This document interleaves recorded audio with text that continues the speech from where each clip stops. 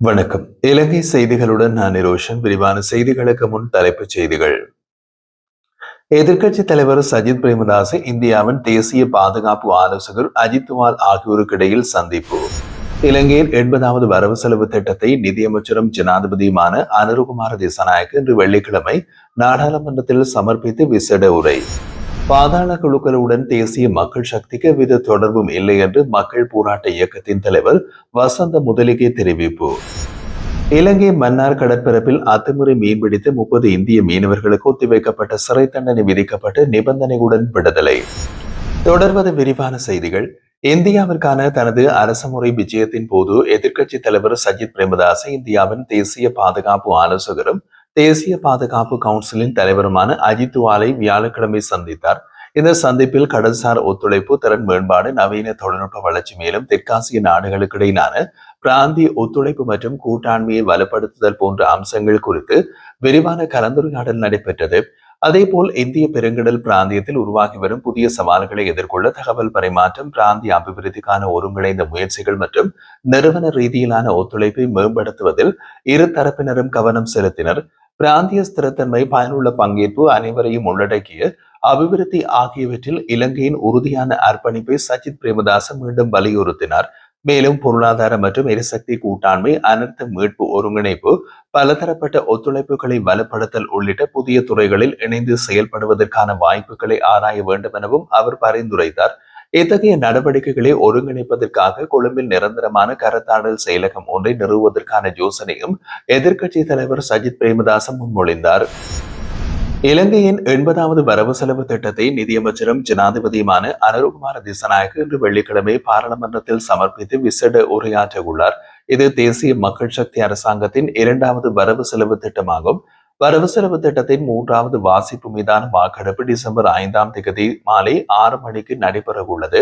2026ஆம் ஆண்டுக்கான நிதியாண்டு வரவு செலவு திட்ட ஒதுக்கீட்டு சட்டமூலத்தின் 1வது வாசிப்புக்காக கடந்த அக்டோபர் 26ஆம் தேதி பாராளுமன்றத்தில் சமர்ப்பிக்கப்பட்டது. அதனைத் தொடர்ந்து 2வது வாசிப்பான வரவு செலவு திட்ட உரையை ஜனாதிபதி அனுருகுமார திசாநாயக்க இன்று பாராளுமன்றத்தில் நிகழ்த்துகின்றார். நாளை முதல் டிசம்பர் 5ஆம் தேதி வரை 2வது வாசிப்பு மீதான விவாதங்கள் நடைபெறும். நவம்பர் 14 முதல் 6 மணிக்கு 2வது வாசிப்பு மீதான வாக்கெடுப்பு நடைபெறும். பின்னர் நவம்பர் 15 முதல் டிசம்பர் 5ஆம் தேதி வரை 17 நாட்கள் குளிர்நிலை விவாதங்கள் நடைபெறவுள்ளன. டிசம்பர் 5ஆம் தேதி மாலை 6 மணிக்கு 3வது வாசிப்பு வாக்கெடுப்பு நடைபெறும் என்று தீர்மானிக்கப்பட்டுள்ளது. இந்த காலப்பகுதியில் அரசாங்க விடுமுறைகள் மற்றும் ஞாயிற்றுக்கிழமைகள் தவிர்த்து சனிக்கிழமைகள் உட்பட மற்ற அனைத்து நாட்களிலும் வரவு செலவு திட்ட விவாதங்கள் நடைபெறும்.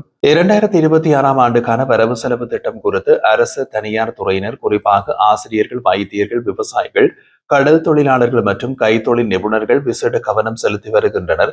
இம்முறை வரவு செலவு திட்டத்தில் நிதியமைச்சுக்கு 634 பில்லியன் ரூபாய், பாதுகாப்பு அமைச்சகத்திற்கு 455 பில்லியன் ரூபாய், சுகாதார மற்றும் ஊடகத்துறை அமைச்சுக்கு 554 பில்லியன் ரூபாய், கல்வி, உயர்கல்வி மற்றும் தொழில்துறை கல்வி அமைச்சுக்கு 301 பில்லியன் ரூபாய், மாகாண சபைகள் மற்றும் உள்ளூராட்சி மன்றங்கள் அமைச்சுக்கு 618 பில்லியன் ரூபாய், அரசு நிர்வாகம் மற்றும் பொது நிர்வாக அமைச்சுக்கு 569 பில்லியன் ரூபாய் என்ற அடிப்படையில் நிதி ஒதுக்கப்பட்டுள்ளது. ஸ்ரீ ஜாவர்தனபுர பல்கலைக்கழகத்தின் பொருளாதார துறையின் பேராசிரியர் காமினி வீரசிங்க குறிப்பிடுகையில், பொருளாதார சவால்கள் மத்தியில் வைத்து இந்த வரவு செலவு திட்டம் தயாரிக்கப்பட்டுள்ளது. அரசின் வருமானத்தை அதிகரித்து பற்றாக்குறையை குறைப்பது அவசியம். மேலும் தேசிய மற்றும் சர்வதேச கடன்களுக்கான வட்டி வீதங்களை குறைக்கும் நடவடிக்கைகளும் எடுக்கப்பட வேண்டும் என்றார்.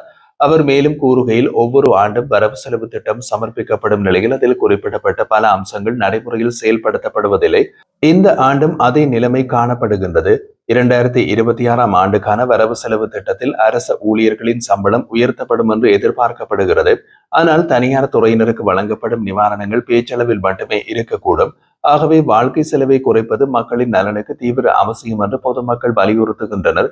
வாழ்க்கை செலவு மற்றும் மாத சம்பள இடைவெளி பெரிதாக காணப்படுவதனால் அத்தியாவசிய பொருட்களின் விலைகளை குறைக்கும் நடவடிக்கைகளை அரசு எடுக்க வேண்டும் என்று மக்கள் கூறுகின்றனர். இந்த வரவு செலவு திட்டத்தில் பாதுகாப்பு மற்றும் பொது பாதுகாப்பு அமைச்சகத்திற்கான நிதி ஒதுக்கீடுகள் வழக்கம் போல இடம்பெற்றுள்ளது. அதே போல ஜனாதிபதி செலவு தினத்துக்கான ஒதுக்கீடுகளும் சிறிதளவு அதிகரிக்கப்பட்டுள்ளது. எனினும் மக்கள் நலனோடு தொடர்புடைய அமைச்சுக்களுக்கான நிதி ஒதுக்கீடுகள் கடந்த ஆண்டை விட உயர்த்தப்பட்டுள்ளன. தேசிய மக்கள் சக்தி அரசின் முதல் வரவு செலவு திட்டமான 2025 திட்டத்திற்கும் 2026வது 2வது திட்டத்திற்கும் இடையில் பாரிய வேறுபாடுகள் காணப்படுகின்றது. போதைப்பொருள் மாஃபியாக்கள் அல்லது பாதாள குழுக்களுடன் தேசிய மக்கள் சக்திக்கு எவ்வித தொடர்பும் இல்லை என்று மக்கள் போராட்ட இயக்கத்தின் தலைவர் வசந்த முதலிகை தெரிவித்துள்ளார். ஊடகவியலாளர் சந்திப்பொன்றில் உரையாற்றிய போது அவர் கூறுகையில், அரசாங்கத்திற்கு குழு தொடர்பான குற்றச்சாட்டு ஒன்றை கொடுக்க வேண்டுமானால் அது கொள்கலன்கள் விடுவிப்பு சம்பவம் மட்டுமே. அரசின் உள்ளூராட்சி சபை உறுப்பினர்களின் கணவர் ஹெரோயின் வைத்திருந்த குற்றச்சாட்டில் கைது செய்யப்பட்டுள்ளார்.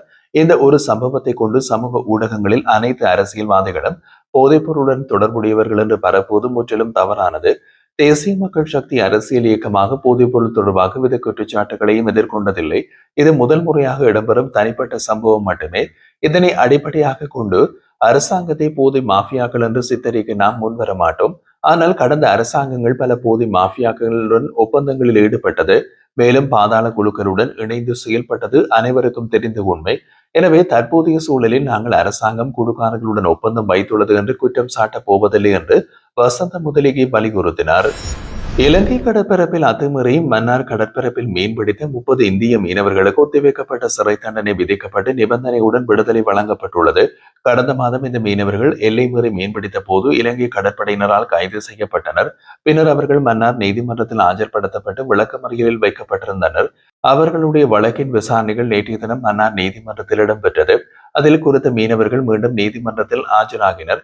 விசாரணையின் போது முதல் மற்றும் இரண்டாவது குற்றச்சாட்டுகளாக தலா 12 மாத சிறை தண்டனை விதிக்கப்பட்டது. எனினும் அந்த தண்டனை 10 ஆண்டுகள் வரை ஒத்திவைக்கப்பட்டது.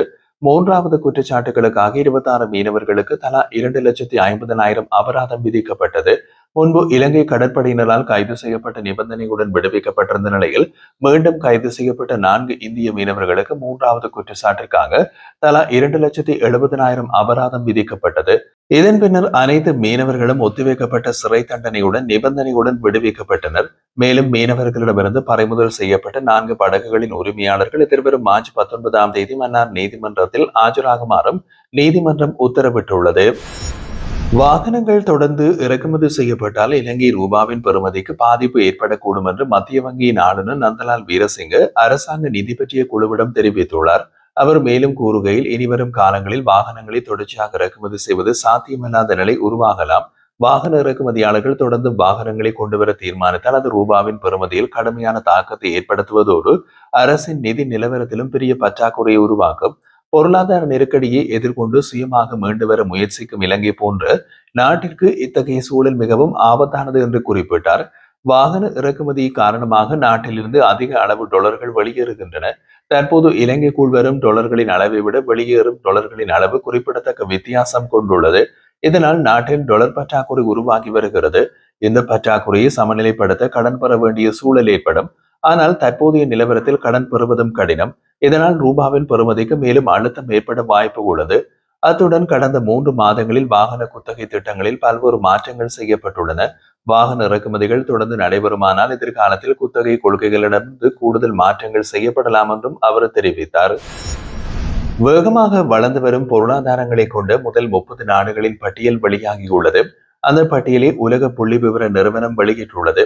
2025ஆம் ஆண்டில் மொத்த உள்நாட்டு உற்பத்தி வளர்ச்சி கணிப்பு அடிப்படையாக கொண்டு இந்த பட்டியல் வெளியாகியுள்ளது. குறித்த பட்டியலில் தென் சூடான் முன்னிலையில் உள்ளது. 24.3% அதிகரித்த வளர்ச்சி வீதத்தை அந்த நாடு கொண்டுள்ளது. தென் சூடானை அடுத்து லிபியா 15.6%, கயானா 10.3%, அயர்லாந்து 9.1%, அடுத்தடுத்த இடங்களில் உள்ளன. எனினும் குறித்த பட்டியலில் இலங்கை உள்ளடக்கப்படவில்லை என்பது குறிப்பிடத்தக்கது.